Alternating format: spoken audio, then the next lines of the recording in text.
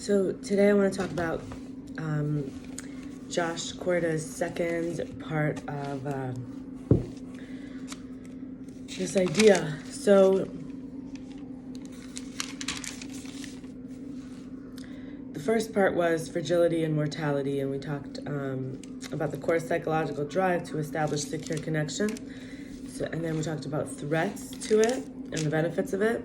And now we're going to talk about what is secure attachment and codependency, part 2.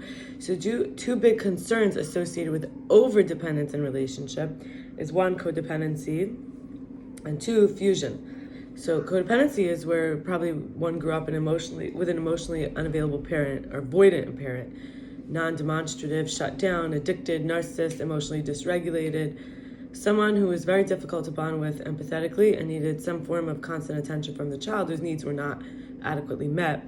Over time, rather than address the rejection and criticism of this challenging caregiver, the child learns to please or at least maintain safety from caregiver. So, the result of which would be low self-esteem, lowering confidence, poor self-care, not enough peer support, and thoughts, feelings, and actions revolving almost entirely around the person they're in a relationship with. Someone is all too ready to abandon and betray themselves and sacrifice their own needs and growth. Narcissists are a magnet, anyone who demands a lot of care and attention but can't give it back. So, again, to summarize, rather than address as a child the sense of the self being pushed away, or there's something wrong with it, the self is pushed away and felt wrong for the sake of getting approval and safety from pleasing the caregiver. So these patterns of the self being valued as low, the confidence in the self being then valued as low, not having peers because the self is repressed, oppressed, suppressed, depressed, whatever. There's therefore not so much care for the self because it's being othered. All this room available for someone else to take up, right?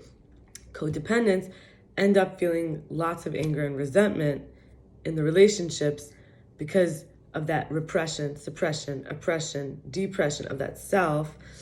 And there's this scared paralysis that we could be judged, in other words, rejected and criticized, but we aren't even being ourselves. So we flake on social arrangements. We're too afraid of the reactions, managing others or the partner. And there's 2 types. There's active and passive. Active, manipulative, aggressive. And passive is the victim, the martyr, really just being this other person to try to be whatever the other person might want. So repeating this pattern of trying to get one person to meet all our attachment needs because the self is so not free and there's just that big space around, generally, or there's a division, right? There's division between who we are being and who we are. Generally, someone who can't provide it sets us up for disaster. This is the whole narcissism empath idea. The empath is using all this extra energy, should be bonding with the self, to cater to the other. For whatever reasons, the psyche, as we mature, can become the same way infected with the beliefs we had in childhood, that we're not worthy, that we're only worthy, or that God will only love us, or that the people will only be connected. We could go on in our heads about it. So don't worry about the rationalizations. These are the patterns. Fused couples is when neither or both are codependent, and in other words, they're both each other's primary caregiver. And there's a bisolating, like just the two of them, isolating core, scared of separation, where both struggle to function outside of the relationship with ongoing anxious demeanors, insecure attachments, achieving anxiety reduction by staying constantly in the partnership. That is that big space of the self. So there's this in the codependency element, all that extra material substance that can be used is used for the other. In this case, the two let go of most of the self and relate only in that little tiny place of where keep loving me, keep serving me, keep taking care of me, and I'll keep doing that for you. There's an over-involvement in each other's lives, obsessed with each other's behaviors and minute, mundane actions. Any sense that the other's doing anything outside the relationship activities could activate separation anxiety, which both have as a greatest fear, because all of this has to be worth something. All this sacrifice, all this not bonding with the rest of the world has to be worth something. You need to be my everything. This is what it looks like. So in both codependency and fused couples, there's a lack of a secure base, a fear of autonomy, over-resilience on one person for support, overactive hijacked guilt. Guilt is a natural pro-tribal, spoken about in yesterday's part 1 video. A pro-tribal thing. And here there's a mechanism. It's called circuitry. So what happens? There's endorphins, oxytocin, dopamine, and serotonin. When it's hijacked,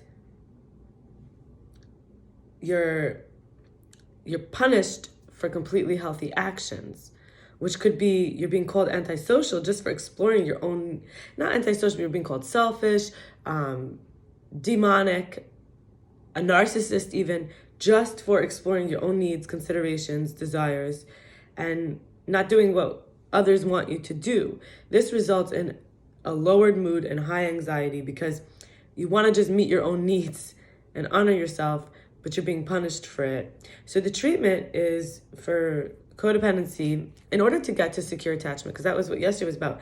If you find yourself in these situations, and I have found myself in these situations most of my life, I'm healing and I'm amazingly grateful for the process that I can also have the coherence to share. But what Josh Korda, I didn't even say this in the beginning, this is the material, I referenced the part 1 video at least, but I hate a shortcut. I recognize that I have a shortcoming that I really struggle with because at times I forget the source with small things, but with my videos, I try my best to, with my offerings, really give credit where it's due, which means I really love to say where I'm getting all this information from. It saved my life at moment by moment, day by day basis to just constantly keep having new good information from many sources, not just one person telling me everything in a codependent or a fused way. So again, this is Josh Korda from Dharma Punks talking about fragility and mortality and secure attachment, and then codependency and fusion. So the treatment is time away from a codependent relationship, therapeutic support groups, practicing getting back in touch with our needs and feelings, distress tolerance, big one, and learning to set boundaries and saying no.